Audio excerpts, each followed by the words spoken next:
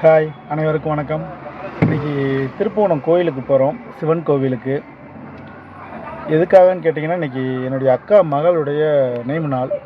அதுக்காக சிவன் கோயிலுக்கு கிளம்பிகிட்ருக்கோம். ஒரு டைமில் பார்த்தீங்கன்னா கூட்டு குடும்பமாக கிட்டத்தட்ட ஒரு 8 பேர் இந்த மாதிரி விசேஷத்துக்கு போயிட்டு வந்துக்கிட்டு இருந்தோம். இப்போ நம்ம குடும்ப சூழ்நிலை உங்கள் எல்லாருக்குமே தெரியுமே, நானும் என்னுடைய மனைவி 2 பேர் மட்டும்தான் போகிறோம்.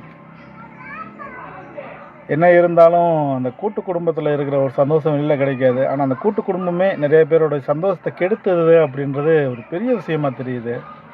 நான்லாம் ரொம்ப எதிர்பார்த்தது கூட்டு குடும்பமாக ஒன்றா இருக்கணும்னு, வாய்ப்பு இல்லாமல் போயிடுச்சு. பெரும்பாலும் கூட்டு குடும்பத்தில் இருக்கிறவங்களுக்கு நான் ஒன்றே ஒன்று சொல்கிறேன், முன்னாடி விட்டு பின்னாடி யாரையும் எதுவும் பேசாதீங்க. உங்களால் முடிஞ்சால் நெட்டுக்கு நேரம் 2 கேள்வியை கேட்டு பிரச்சனையை முடிச்சுருங்க.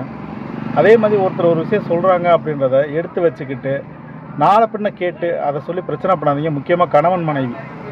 இப்போ என்னுடைய மனைவிக்கு ரொம்ப ஒத்து போயிடுச்சு. ஆனால் ஏற்கனவே இந்த மாதிரி விஷயங்கள் ஒத்து போயிருந்தால் ஏகப்பட்ட விஷயங்கள் குறைஞ்சிருக்கும். இப்போ மன உளைச்சலாகி ஏற்கனவே என் வீடியோலாம் நிறைய பார்த்துருப்பீங்க.